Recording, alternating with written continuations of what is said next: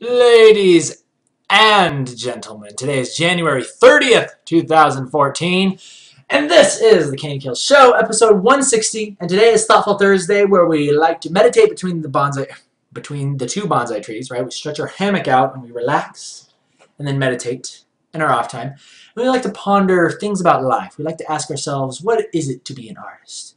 And we like to adjust our chairs so that way we're more properly lined up with the camera. But yes, today we're going to be talking about something that is very sacred and dear to me, and that is the art of writing in journals, right? This is something I have thrown in your face over and over and over again about how you need to go get one of these so you can record thoughts, ideas, cool things that people say. And today I'm going to be reading part of my journal, which is basically a part that I like to call wisdom. And I'm going to be talking to you, I'm probably just going to be going in depth about what a journal is to me, how I separate it into different parts, and maybe this can help you out when you go out and get one of your own. But before we jump into the exact talk, there is one thing I do need to say. And that is we are almost at $300 on Patreon! And that means that I'm going to be sending out these prints to everybody who joins me on that site. Once we hit 300 bucks. You can pledge as little as $1, and I'm sending these prints to you. Right? It costs like $2 to ship it, but I don't care. Point is, you're helping me out, you're supporting, and I'm giving cool stuff to you. All right, that's enough of that. Let's go ahead and get into the talk, right? Because I don't want to bore you guys with all that crap. Okay, so getting into journals. The first thing that you might note about this journal is that it does have a number 2 on it. This is, in fact, the sequel to number 1. And I personally like to get journals, like I got this from Barnes & Noble, okay? I got this from Barnes & Noble, and I got it because it's just super slick looking. It's got this little magnet thing that like closes it automatically. I'm not too big of a fan of like the leather strap thing or the little rubber band that goes around it because, you know, the waistband or the freaking elastic band will eventually wear out, and the leather thing, I don't know, I think it's really cheesy. But again, you got to find what works well with you. Maybe you're a fan of leather, so go for that, right? If you're into that kind of thing. So the second thing is the size. I actually like to get small journals because I like to put them inside of my bag, right? This is my trademark large brown sack that I like to put my things in when I go on adventures. And it's really nice to have something that you can easily keep on your person or in your bag. And you don't want like this giant thing, you know? It's like, I remember back when I was working at Olive Garden, there was this guy that was sitting down and he was writing something. This was back when I was a server, mind you. I was a server at Olive Garden, and I was serving this guy, and he was just chilling there at the table, and he had this big old book out, right, just like a giant journal, right. And I was like, "Whoa, what the heck are you writing there?" And he's like, and it was leather bound and everything. He's like, "Oh, I'm just working on a novel." Oh, really? Wow, that's awesome. That's really cool. And I actually was interested, you know. It didn't sound sarcastic like I was saying, but anyway. So he was working on it. But, you know, like the big books, like huge books, I feel like they draw a little bit too much attention. I think it's much more cool to have like a discreet little book. It just, I don't know, it just feels a lot more cool. It feels like there's secrets locked away within here. And there are. There are very, very many secrets. And some of those I'm going to talk to you about today. Well, sort of, you know. The wisdom part of it. The part where wisdom is basically the area, and I'm going to go into how I like to separate the journal right after this. But wisdom is basically what I like to term the area of my journal where I write down all those cool sayings. Like I'm listening to somebody on YouTube, a motivational speaker, or someone just says something to me, and it just really resonates with me. I just feel like, yes, that is a big part of life. This is something that I need to remember and that I need to reread and just remember, right? Remember for the later date. And of course, you never remember it. So the best thing to do is write it down, okay? So the first thing, now that I've gotten that out of the way, let's talk about let's talk about why you should get a journal. Let's talk about why you should get a journal and how to get started on one. Because a common problem that a lot of people have is they go out and be like, yeah, all right, I'm going to go get a journal. I'm going to write down all my ideas. I'm going to write down this idea that I have for a business. I'm going to improve myself. I'm going to keep track of my new physical fitness plan. I'm going to keep track of, you know, whatever type of self-improvement you're going on to, right? And you go out and get it, and then you get this thing, and you open it up, and it's just a bunch of blank pages staring you in the face, right? And that can be a very scary thing. So I want to give you a little bit of a tip on how to get started on your journal. The easiest way to get started on a journal is just make a little thing that says introduction, right? The first page right here, it just says introduction, and then you write down why you decided to get a journal. Like, what is it, to record your thoughts? Is it to catalog an experience or a journey that you're going to be going on to make a business or create your masterpiece, a work of art, improve your skills, chase after girls, you know, anything. You can literally put anything in the journal, because a really cool rule that I didn't really fully get until I heard it said to me was, this is literally your domain. You can write in this journal whatever you want, however you want. Like, there's like little lines in here, but you don't need to necessarily follow those lines. You can write diagonally, upside down. You can do whatever the heck you want. It's your journal. You can draw pictures and squiggle, and like, it doesn't matter. You can do whatever the heck you want, and that's really, really fun. It's something that you should get excited about. Is just, this is your space. This is your world. Okay, so start off with putting in something about why you decided to get it.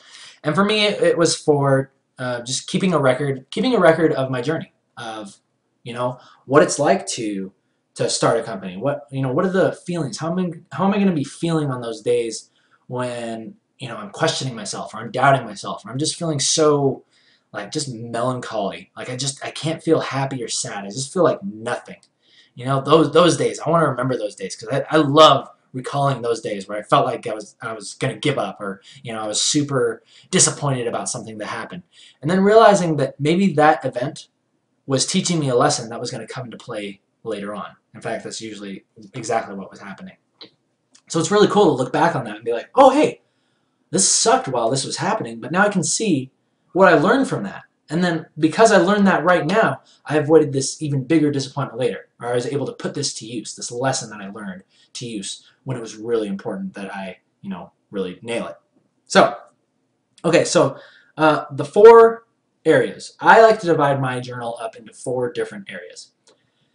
And I, hopefully you guys are doing okay. Just looked over. Okay, good. Okay, I just saw somebody saying that the stream is lagging. Twitch has been acting really weird lately. Anyway, sorry. Okay, getting sidetracked. Okay, so I separate my journal into 4 parts. The first part, and they're separated by little tabs. Like, here, you can actually see them. Right, see those little tabs right there sticking out from the thing? So I separate them into tabs. And the first tab is called Life. Okay? And that's just where you write about, oh, it's just a cute girl in my class, right? Oh, today we made eye contact. Tomorrow I think I might try to smile at her. You know, get like a little, put a rose in my teeth and try to do the tango, right? That's where you put those things in, right? Life. All the boring stuff, right? You just write whatever you want in there. Then you move on to the second section, which is called Goals. This is by far, at first this was the smallest section in my journal. I actually devote like different amounts of pages to different sections. Goals is very quickly becoming the biggest section of my journals. And basically all these are look, you can actually just look at them. It's all checklists. All checklists. And it's like, hey, this is what I want to do. I need to send these things out. I need to work on this thing. It's usually like work. It's just all the things that I have to get done, you know? And it's short-term goals. Like, I have things that I have to do for the day, for the week, the month. Even, like, I have long-range goals in here where it's like, hey, I want to be making enough money off of Emma and the comic and the business. That way I can just do this full-time. You know, that's a long-range goal, or whatever, mid to long-range goal. You know, and that's very quickly approaching now that we got freaking awesome people supporting on the Patreon like you guys. And I'm really, really happy that that's happening. And it's really cool to just, you know, write down those goals and just have it in your mind. Like, I think there's something really special about writing down your goal, because I think the minute that you, like, especially in a journal too, I just feel like the minute you write something down, it's almost like it's like a magical scroll. I've made this analogy before. You're like a warlock, right? You're like inscribing the rules onto this paper, and then you pull out whatever you wrote down, like the goal of getting your own place, and then you pull out the apartment, and then, you know, wanting to make money with your business, and then you pull out the Patreon, and you pull out the awesome people that are going to help you support, you know, or helping support you, and the prints that, you know, just like the ideas all seem to come from you, or come to you. The ideas come to you. And I think it just comes down to when you write stuff down, there's an element of seriousness that you have about it, right? Because if you're like, oh, I got the whole plan up here, no big deal. No big deal, whatever. It's just, we'll get to it. We'll get to it. I got it all up here. Don't worry about it. That's so easy to just, you forget about it, man. You can only, like, the human mind, try as you might, can only concentrate on one thing at a time. And it's been tested, and it's actually true.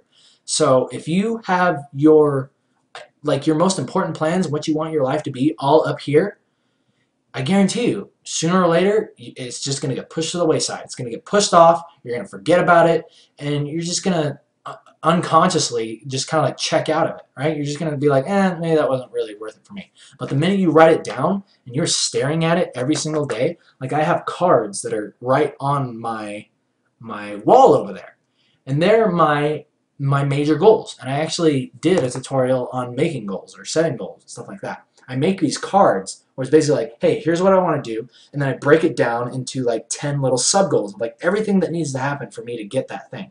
And it becomes super easy. It becomes possible. I think once you see it that way, your mind says, that is possible. I can do everything on this list, and if I do everything on this list, I will attain this goal, no matter what it is. And I think it's freaking awesome. Freaking awesome. So second part is goals. The third one is business ideas. And, I'm doing my own business. I'm doing, the show and all that stuff. And this is basically where I write down all of my ideas to bring more value. Bring more value to the viewers of the show. Bring more value to the comic. How can I do this thing better? How can I create something that people will want to buy, right? How can I get people to be interested in supporting me, other than the fact of, oh yeah, oh guys, I made this comic for you. Oh, I quit my job for you. Doesn't that mean something? Don't you guys care? Aren't you going to help me? Instead of sitting around begging, right? Like, nobody gives a crap about that. It's like, nobody, like, as sad as it is to say, nobody really cares that I quit my job. And I understand that. Nobody cares that nobody cares about my problems. That's basically what it is. And that's okay, because that's the way it is. That's just the way life is. And going further into that thing is just like, I see artists do this all the time. I see people that like make shows and like do stuff like this. They feel like every now and then I see people kind of come out and they're like, oh man, I need this new monitor. I need this new monitor, and it's only like $200, and I have like thousands of people that watch my show. So like, couldn't like 10 of you like just send me $20, through my PayPal? And I guarantee you, nobody will ever do that. In fact, if they're even thinking about supporting you, the minute that you show that you are in need or that you are like desperate, something about that really just turns people off. It really does. I don't know if it's just me, but it really does. And I think it applies to a lot of things in life. I really think that opportunity, Jim Rohn is one of the guys that I listen to, and he says it best when he says that opportunity shies away from need. It's basically, you want to think about it as, going up. Imagine you're a farmer, right? And you really need to feed your family, and you have all these crops, or you need to plant these crops, right? But you haven't planted anything. You haven't planted any seeds. You just go out to the dirt, and you're just talking to the dirt, and you're like, oh, I really need these crops. I really need these vegetables. I need to feed my family. I need to make money. I need to do this. And you're just talking to the dirt, and you haven't planted, you haven't given anything to it. You haven't planted any seed. You haven't tilled the ground. You haven't done anything. And that's basically what people are doing when they're in that act of desperation, where they're trying to get something for nothing. They feel like they're entitled to something, right? And this is a whole other tangent in itself, but this is something that I feel really passionate about. It's just like, you have to be under the mindset of putting the value out, right? Putting the value out there, and then letting the awesome people show up. Let the awesome people show up, because they will. So many awesome people have shown up to help me with this comic. They've been lending their talents. They freaking voice actors, artists, musicians. Like I say all this stuff in the freaking Patreon video. And the way that this happens was not because I went out there and I begged people to help me. Or I didn't even ask them to help me. I didn't even ask these people to help me. Freaking someone 0956, this guy that made this freaking awesome catapult thing. You guys have seen this a lot of times. Anyway, okay, so he freaking made this, and it freaking rocks, right? And people like someone 0956, they just show up. They just show up. I don't need to ask them to do anything. And I think that's so freaking awesome. Like, I'm really, really grateful for people like that. So, yeah. Basically, that comes down to putting the value in is sowing the seed, making the seed, and then naturally the crops come to you, right? Instead of sitting there saying, I need this, talking to the dirt. Okay? So don't do that. Don't do that. If you're going to start a business, if you want to do something that you like, do it because you really like to.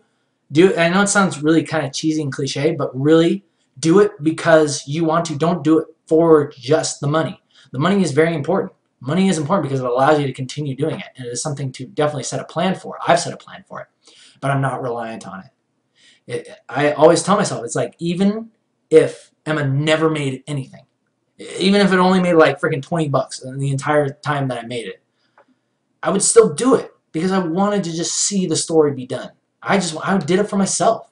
I just wanted to have it at the end of my life, and I'm freaking some old man sitting in my bed. I'm like, so like my legs don't work anymore because I sat around all day playing World of Warcraft, so my legs don't work, and I just have to sit in my bed, and I got this freaking stack of comics, and then some of my own, and I get to read my own story. Like, that's really what I wanted more than anything. And then I could tell myself for sure that, my life was awesome, because I made this for myself, and a lot of people read it. A lot of people read it, and they enjoyed it, and I got to tell my story. Okay, so business. That was a big tangent. Business tab is where you basically figure out, how can I plant the seed in the soil so I don't go and talk to the dirt. That's basically what it is. How do I not talk to the dirt? And let's move on to our last tab, which is called wisdom. And this is the one that I really wanted to talk to you guys about today, because I think this is actually the easiest one to fill up. Because every day you hear something interesting. You're like, that's really cool. I want to remember that. And then you just go and you write it down in your wisdom part. Usually it's something that somebody else says, or I hear it on a speech on YouTube. Like the TED Talks, Anthony Robbins, Jim Rohn, Les Brown. These are all people that I absolutely love listening to. Really, really great motivational speakers. And they keep me going. They really do. And I think going into motivational speaking, I think what's really cool about that is that when I'm listening to one of those speakers, if it's just quiet or I got like some music going, that allows my mind, like my consciousness, to kind of speak to me, and then my doubts kind of come in. It's like, oh, is this really the right thing to do? Oh, why are you doing this? Just all these stupid things kind of come in. And it doesn't really happen that much anymore, but it's always there. Maybe it's always there. I just kind of learned that it is there, and then it just kind of, I'm like, whatever, that's just part of the plan. There is going to be doubts. There are going to be rough times. But that's all just part of the journey, right? But what's cool about motivational speaking is when you're listening to that, it interrupts. It basically interrupts any negative thoughts that would normally be in your mind. Listening to somebody else speak to you, you almost like feel it. It's almost like you're conscious talking to yourself. Your consciousness. I don't know, whatever you want to call it. But it's really cool, and that's why I love it. I love motivational speakers. And I just listen to the same talks. I have a collection of like, maybe 30, 40 talks. And I have my favorites, and I'll just listen to them. And they're really, really awesome. I really, really like them a lot. And I think they've contributed a lot to me wanting to kind of be a little bit more of that. Like I teach art and all that stuff, but motivational speaking has done so much for me. Motivational speaking is the reason why Emma even exists. It's the reason why I'm following my dream. It's the reason why I quit my job. It's the reason why I decided there was something more for me in my life. There was something more for me to yet attain. There was something greater. Even though I worked my entire life to work in the professional art field, there was still something else. There was another step. And there's always going to be another step. There's always a way to better your best. There's always a way to become greater than you are. There's always a way to give more than you've ever given before. There's always a way to express yourself more than you ever expressed yourself before, right? So this is why I love motivational speaking. And yeah, hopefully, if anything, hopefully I've inspired some of you guys out there. You guys send me awesome comments saying that, inspired you to go out and get a Wacom tablet, get back into digital art, or like, oh, this speech came just the right time. And those things those mean a lot to me. They really do. And I can't think too much about it, otherwise it's going to make me a little sentimental. Anyway, we're professional. Professionals don't cry. Okay. So let's move on to wisdom. Wisdom. I'm going to go, this is the part where I'm going to read to you from my journal, right? Because this is not super private stuff, and hopefully it's not too boring. And that was my alarm set for 8:19 for some weird reason. That was really weird. We've been going for about 20 minutes. Yeah, so I'm going to read you a couple quotes out of here, and then, yeah, we'll finish it up. Alrighty then. Looks like the stream is still running at a satisfactory rate. Let's go ahead and read some quotes. Okay, so life is too short to play it safe. I really like this one. Life really is too short to play it safe. And this is from Les Brown. And he basically says, the way he sums this up is so funny, man. He's like, you got to be bold in life. He says you got to be bold in life. You can't. There's no safe position in life. Like literally, you might think that you're safe and secure, but tomorrow you could lose your job. The entire place that you work at, that thing could burn to the ground. There's no safe. There's no guarantees. There's no safe position in life. So the best thing for you to do is just, why not be bold and take chances with doing something that you're really interested in, as opposed to just settling for something, because you're like, oh well, I've got security here. I don't have to worry. I can just kind of kick back and everything's just kind of taking care of itself. It's just that's not a good way to live, you know, because it's not gonna make you happy. It's not gonna make you happy in the long run. Very, very slowly, every day that you go into that same job that you hate doing, you're slowly dying on the inside. Your dreams are dying from the inside out. You're literally eating yourself alive until you become basically the husk of a man that used to have dreams, that used to have things that he wanted to do in his life, but then he just settled because he believed that working the crappy job was all that he deserved, right? And that's not what I want for you. Yeah, so there's no safe position. Oh yeah, and he says you can't, he's like, newsflash, you can't get out of life alive, so why not take some chances? Why not take some chances? What's the worst that happens? You freaking die? You're going to die anyway. One day you will be dead. So, and if you don't tell your story, if you don't make your thing, then nobody else is going to do that for you. Nobody else is going to do that for you. And then whatever you had to bring to the world, everybody now has to live without. You know? Like, another really good quote that I've heard is like, the richest place in all the world is not, you know, the stock market or the banks or the freaking Trump Tower. Those are not the wealthiest places in the world. The wealthiest places in all the world are the graveyards, because people just have these ideas. People have amazing things that they could bring to the world, and they just take those with them to the grave because they just didn't act on them. They didn't believe that they were the one to do it. They didn't believe that they were special enough. You know, a common thing is like, oh well, this idea can't be of any use because it came from me, right? I'm not smart. I'm not special. People tell themselves these things, and it really friggin' pisses me off because nothing could be further from the truth. And people just go their entire lives believing that, and then they slowly just, again, they eat themselves from the inside out, and they become a husk, and they die, and then their ideas and everything dies with them, and it's very, very scary. So, yeah. Anyway, we're not gonna get too dark. Oh, I have a big thing in here that says ask. Look at that right there. Ask. And the reason why I put that there is because I think a big problem in life that people have is not so much getting what they want. I think the major problem that a lot of people have with not getting the things, or not becoming the person they want to be, or not getting the things they want, is they just don't ask for them. They don't ask. And how can you expect to get anything unless you ask, right? Or another constant problem, and this is something that I am very guilty of myself, is they only ask once. And when they get told no, they never ask again. And that, again, like, oftentimes you're going to be told no over and over and over and over and over again. But you have to keep asking. And asking is very relative, right? Asking is basically planting the seed, if you want to go back to being the farmer. Asking is planting the seed, giving the value, saying, I'm making this. Will you support me? Asking is going for the job, right? I want to work professionally in the industry. I'm going to send in my resume. They said no. Well, what about tomorrow? Somebody could have freaking got laid off or fired. You know, just keep sending it, keep asking every week, every day, as much as you want to do it, right?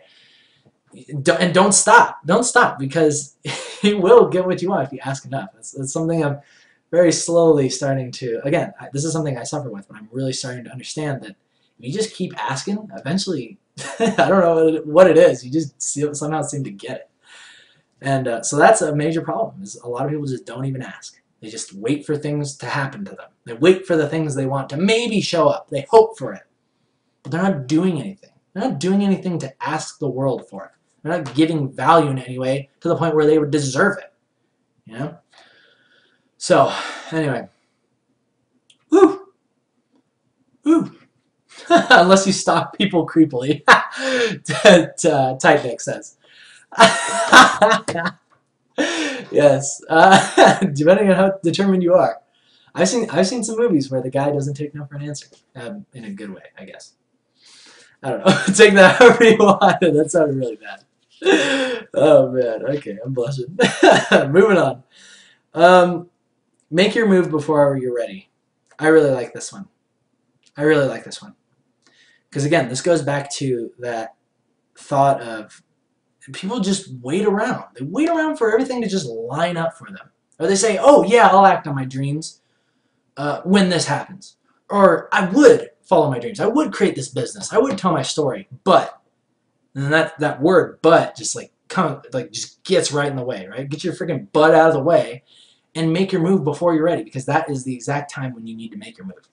You don't, and here's the interesting thing, is that because you're waiting on everything to line up, even if it does, you still won't do anything about it, because you're adopting this excuse mentality of, oh, I want to do this, but I'm waiting on this to happen. Even when that does happen, you will find something else. You will find something else to wait on. You'll find another reason, you'll find another excuse for why you can't make the move yet. So make your move before you're ready.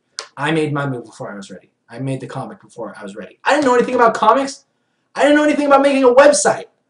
I don't know crap about that stuff. But I just did it. I just said, I'm going to make a webcomic. And then I looked up tutorials on like, how the heck do I make a website? How do I gotta pay for hosting? And I gotta like, oh hey, well these WordPress templates are pretty nice. I can work with that. Oh, how do you make it so it has the little clicky thing, the little arrow so you can go from page to page? Oh, there's this template that kind of works, but it looks like crap. So, okay, let's just stick with that other one. And let's have it like scrolling. Let's have it just like page after page scrolling. And then that worked, right? And, you know, I didn't know anything about making comics. I've never made an actual comic before. So the first pages of Emma, you know, there's tons of mistakes. I look back and I'm like, I could have made this so much better. I could have made this so much better. And I actually am planning on going back and editing and kind of cleaning up and adding or subtracting a couple panels, right? Because I could do it better now. But you see how I didn't read all the books. I didn't read all the books. I didn't go out and get, wait, where is it? Is that it? Yeah. I didn't go out and get, oh, Reinventing Comics. Oh, this would be a really good book for me to read before I get into comics, right? Because I got to know all the information. I've got to know all the information, so I'm going to get this book. I'm going to get this book on reading comics, this one on storytelling, and just get all this stuff and read all this information, right? I got these things after I started the comic. I got these books, okay? Because I am my move before I was ready. And then it just naturally happens. Okay. We've been going for about 25 minutes. Oh, and you know what that means. It's time for Question Catapults!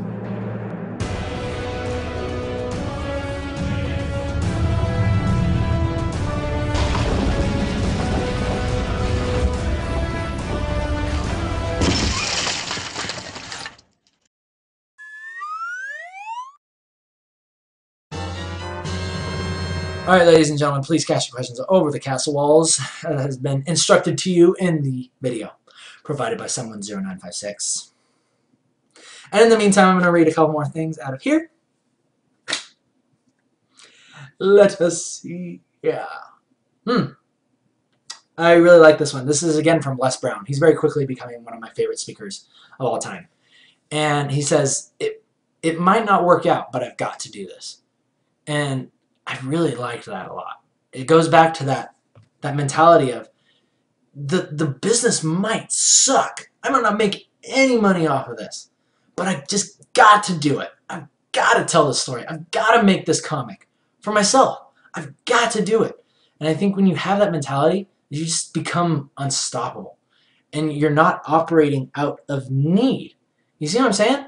It's like you're saying, oh, hey, I'm going to plant the seeds, and I just have the faith that they will become the vegetables. They will become the crop. You know? But you're not, it's almost like, I don't know, it's almost like, oh man, well I got to plant the seed, and then I got to figure out how to make a vegetable. How do I make a vegetable out of nothing?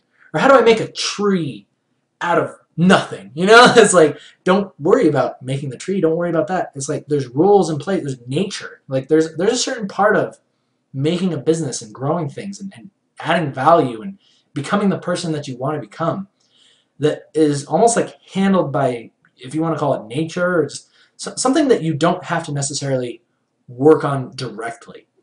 It's almost like a passive thing that just, I don't even know where I'm going with this, but it's almost like when you decide that it might not work out, but I've got to do it, stuff just seems to fall in line. As soon as you have that mentality, just people start coming to you. You're like, oh man, I really could use a job right now. I don't know. And then someone contacts me and we're like, hey, I could use you on this project that we're doing over here. And you know, like, I don't know. It's like there's so many ways. Like, I'm really getting confused right now.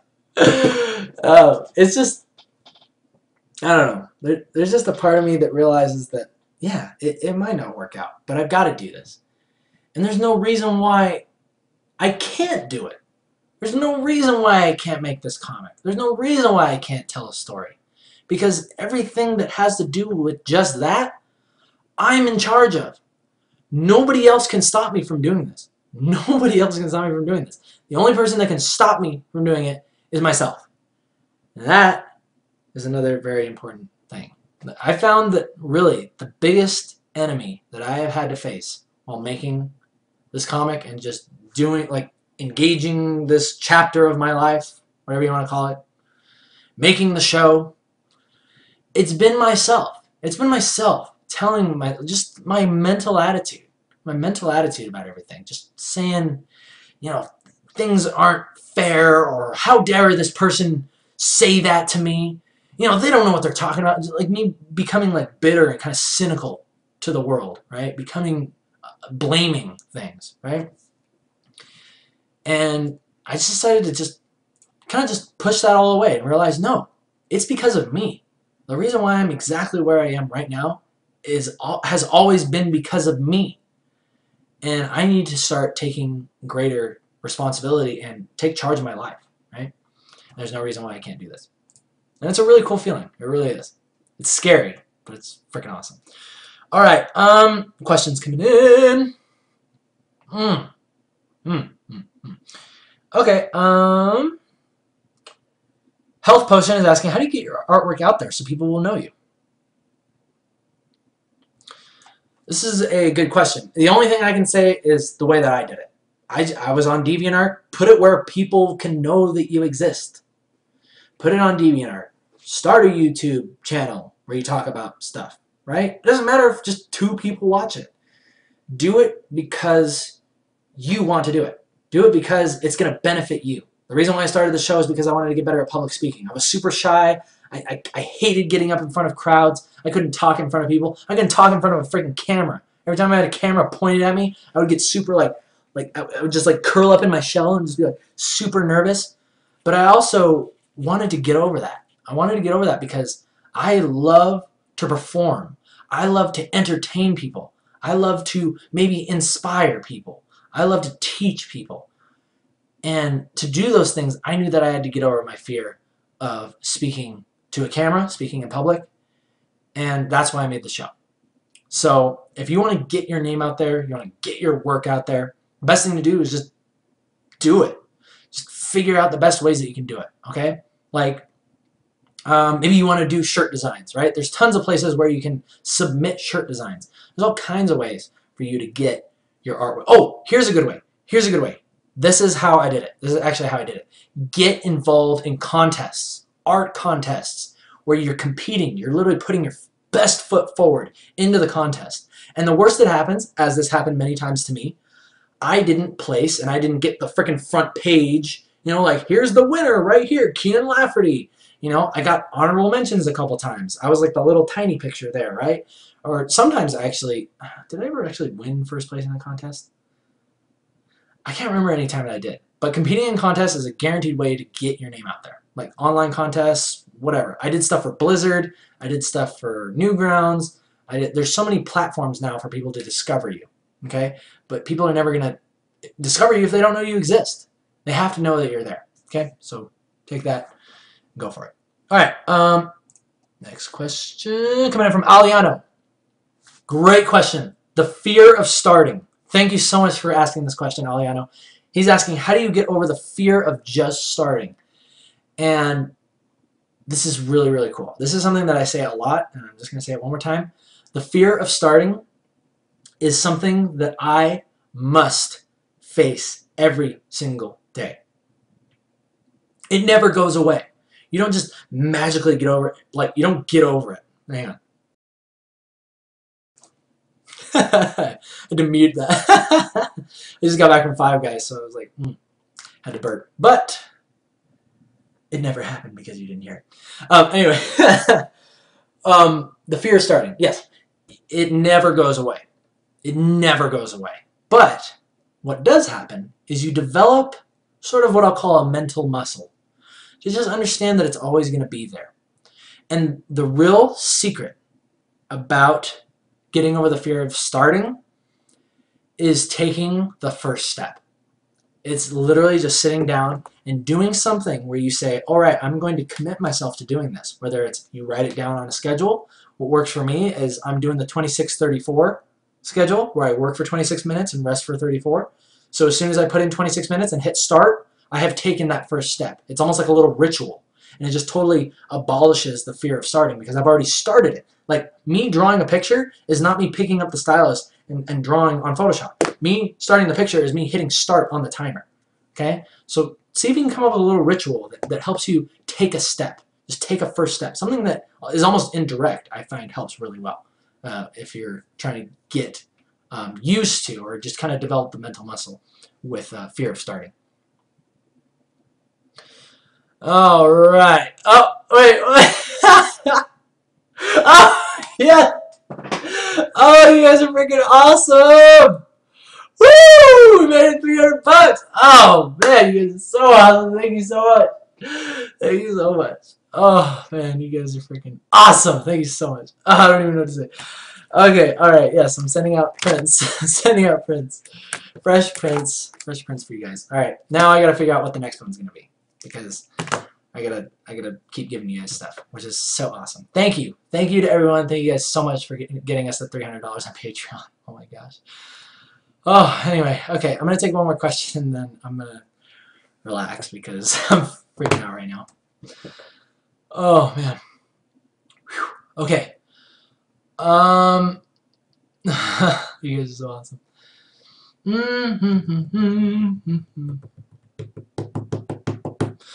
How do you get... Let's see. Aliano is expanding a little bit more on his question. Although, let me see if I can... It's kind of a long question. I'm gonna go with extra toothpaste since I didn't get him yet. Keenan, how did you know it was your dream to make Emma and future comics? Well, I definitely knew... I knew that I wanted to make comics ever since I saw Jenny Romanchuk's Zombie Hunters. I just thought comics were so awesome. I always like dreamt of something that was always in my mind was the blending of performance and art, right? Because you can look at an awesome picture and you can say, oh yes, that is a nice picture. But sometimes those pictures have like a story within it. Sometimes the longer you look at it, you see things that you didn't see before. And that was kind of like the first idea that I had. I was like, whoa, that's kind of like you're entertaining people as well as creating art. But I wanted something even more. And I was like, oh, well, who's going to sit around and like watch me paint a picture, right? Which is exactly what we do now. Like, you guys tune into the stream and you watch me draw. I thought nobody would want to watch me draw. That's so boring. Nobody's going to want to see that crap, right? But with the help of time lapses, we can speed things up so it's not quite as boring. And, you know, then I can do some live things as well, being a teacher. But really, comics, I think, is almost like that perfect merging of entertainment, performance, right? The characters that you have drawn, that you've made from your mind. These characters did not exist, but they have come from you. And now they are performing in a story that you have made. And simultaneously, you get to entertain people with your style, with your art, your creations. And that's why I wanted to get into comics. I love that. I think it's just the perfect merging of performance, entertainment, and art. As well as animation. I loved animation growing up. I thought that was really cool. So, but animation takes many people, takes hundreds of people, big teams, and music and voice actors and all this stuff. But that might be something we may be going for in the future. But we'll see. We'll see what happens with that. Start with the comic. Start with the comic. We'll go from there. All right. Yes. Okay. So last thing I'm gonna follow up with is Aliano's thing. Aliano's question. How do you get past the worries and naive expectations to just shut up and go? Is what I'm asking.